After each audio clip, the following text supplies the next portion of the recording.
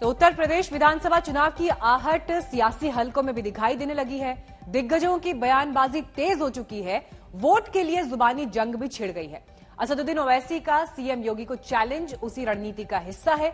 मुख्यमंत्री ने भी चुनौती को स्वीकार कर संकेत दे दिए हैं कि उन्हें सत्ता से हटाने के सारे दांव पस्त हो जाएंगे। क्या है ओवैसी का चैलेंज और उस पर योगी आदित्यनाथ क्या कह रहे हैं, आइए आपको बताते हैं।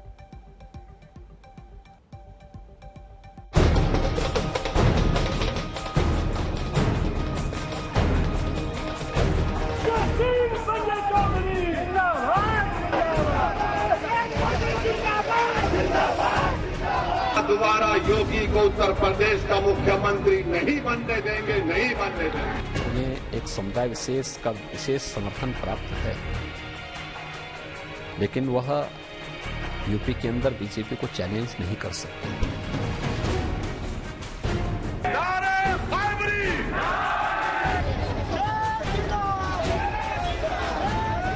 मगर हमारी कोशिश यही है कि दोबारा उत्तर प्रदेश में बीजेपी की सरकार ना बने। उनके इस चैलेंज को हम स्वीकार करते हैं।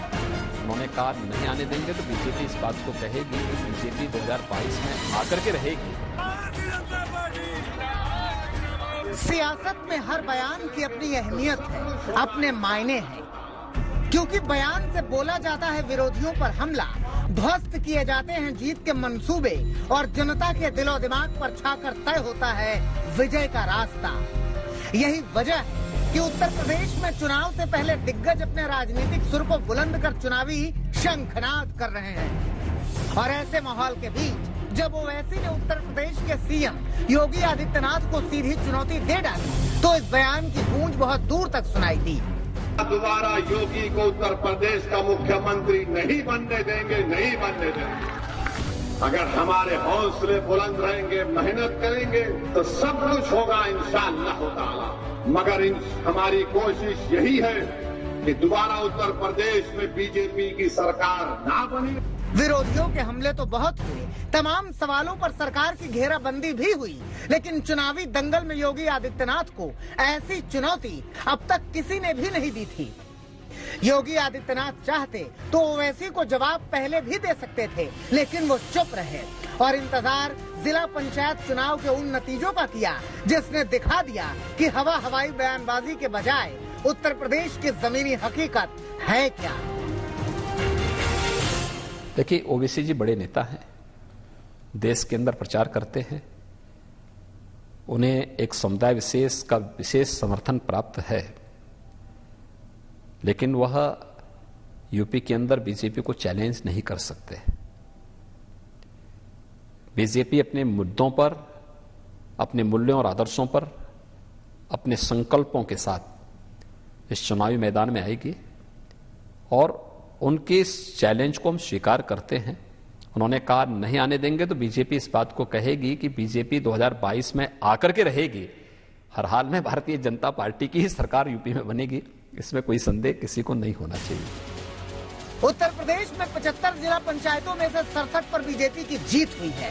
53 सीटों पर हुई वोटिंग में 46 पर बीजेपी जीती है। बीजेपी की सबसे निकटतम प्रतिद्वंदी समाजवादी पार्टी को सिर्फ 5 सीटें मिली हैं। इन नतीजों से एक बात तो साफ है कि योगी आदित्यनाथ की अगुवाई में उत्तर प्रदेश में बीजेपी का किला कितना मजबूत है और इसमें सेंधमारी सिर्फ बड़े बड़े बयानों से ही संभव नहीं है। आज पंचायत चुनाव में जिला पंचायत अध्यक्षों के परिणाम सामने आए हैं। ये परिणाम भी इस बात को साबित करते हैं कि हमारा जो ट्रेंड है ये ऐसे ही 2022 तक रहेगा और फिर 2024 में भी भारतीय जनता पार्टी 2014 की पुनरावृत्ति 2024 में भी करेगी।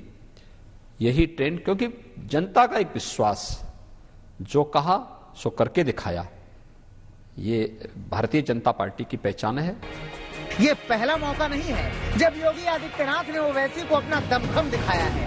ओवैसी के गढ़ हैदराबाद के निगम चुनाव में योगी स्टार प्रचारक बनकर उतरे तो बीजेपी का सितारा बुलंद हो गया। पूरे प्रचार में ओवैसी ही योगी के निशाने पर रहे और हैदराबाद का नाम भाग्यनगर करने वाले योगी के बयान ने यहाँ बीजेपी का भाग्य चमका दिया। चार मीनार के शहर में कमल खिला दिया। अगर तेलंगाना में भारतीय जनता पार्टी की सरकार बनती है तो मित्रों, मैं आपसे कह सकता हूं, ओबीसी को यहां से वैसे ही भागना पड़ेगा जैसे हैदराबाद से निजाम को भागने के लिए मजबूर होना पड़ा था। हैदराबाद की सियासी जमीन पर योगी बीजेपी के लिए गेम चेंजर बने तो शायद ये बात ओवैसी को रास नहीं आई। योगी को लेकर ओवैसी के तीखे बयानों से ये बात साफ झलकती है। उत्तर प्रदेश के चीफ मिनिस्टर कह रहे हैं कि अगर तेलंगाना में बीजेपी की गवर्नमेंट बनेगी तो ओवैसी को भगा देंगे, जिस तरह निजाम को भगाए थे। ये हिंदुस्तान मेरे बाप का मुल्क है, कोई नहीं निकाल सकता मुझे। हिंदुस्तान मेरे अब्बा का मुल्क है, हिंदुस्तान मेरे डैडी का मुल्क है, हिंदुस्तान मेरे पप्पा का मुल्क है, हिंदुस्तान मेरे पिताजी का मुल्क है। जब पिताजी का मुल्क है तो बेटा कहाँ निकलेगा? ओवैसी अपनी खास शैली की राजनीति के लिए पहचाने जाते हैं। हैदराबाद से शुरू हुआ उनका सियासी लश्कर महाराष्ट्र, बिहार और बंगाल होते हुए उत्तर प्रदेश में यलगार के लिए बेकरार है और यही वजह है कि खुद को इस चुनाव का बड़ा किरदार जताने के लिए ओवैसी सीधे योगी पर हमला बोल रहे हैं। उधर बीजेपी इसे मुंगेरी लाल के हसीन सपने से ज्यादा अहमियत नहीं दे रही है। ओवैसी देश के सामाजिक समरसता को खत्म करना चाहते हैं, लोगों में जाकर के भ्रम फैलाते हैं और उत्तर प्रदेश में योगी की सरकार बनेगी। मुंगेरी लाल के हसीन सपने में जिनको जीना है वो जिए। ओवैसी की नजर उत्तर प्रदेश के मुस्लिम बाहुल्य सीटों पर है, जिसके सहारे वो बड़े बड़े दावे कर रहे हैं। लेकिन योगी ने पंचायत चुनाव के नतीजों से ये जता दिया है कि चुनाव में ऐसे दावों का दम फूलने में ज्यादा देर नहीं लगेगी। लखनऊ से अनिल भारद्वाज और कुमार अभिषेक के साथ आज तक ब्यूरो। असदुद्दीन ओवैसी भी जानते हैं कि यूपी विधानसभा चुनाव में उनकी पार्टी क्या कर सकती है और कितना कर सकती है, मगर ओवैसी का सीधा सा मकसद है यूपी की राजनीति में अपनी मौजूदगी दर्ज कराना, जैसे उन्होंने बिहार और बंगाल के चुनाव में कर दिखाया था।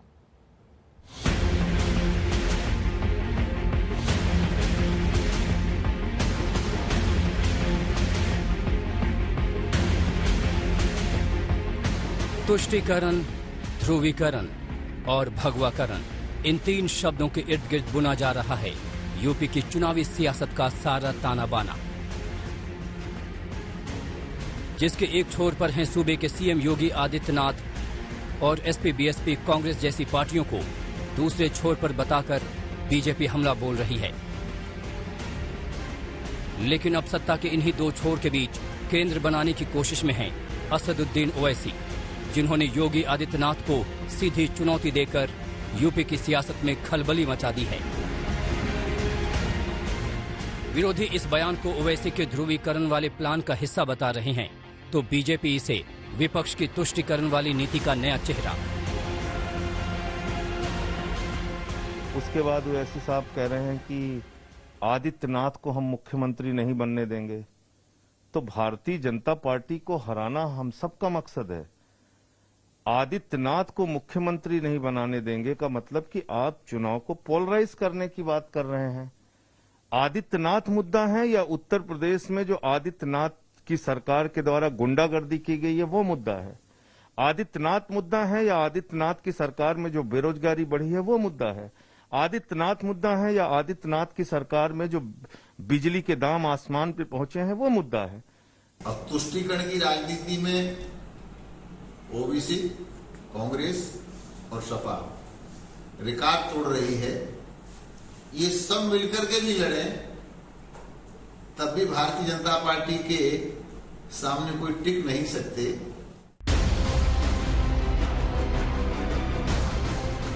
लेकिन इन हमलों से ये बात तो साफ है कि यूपी के चुनाव में ओवैसी की एंट्री ने सियासी सरगर्मी बढ़ा दी है। सबसे ज्यादा बेचैनी उन दलों में है जिनके मुस्लिम वोटरों पर पकड़ मजबूत है और नए दावेदार के तौर पर ओवैसी उनके सामने चुनौती बन सकते हैं। ओवैसी यूपी की 100 सीटों पर प्रत्याशी उतारने का ऐलान कर चुके हैं और खुद को मजबूत बनाने के लिए वो बीजेपी के पुराने सहयोगी ओम प्रकाश राजभर और कई छोटी पार्टियों के साथ घेराबंदी कर रहे हैं।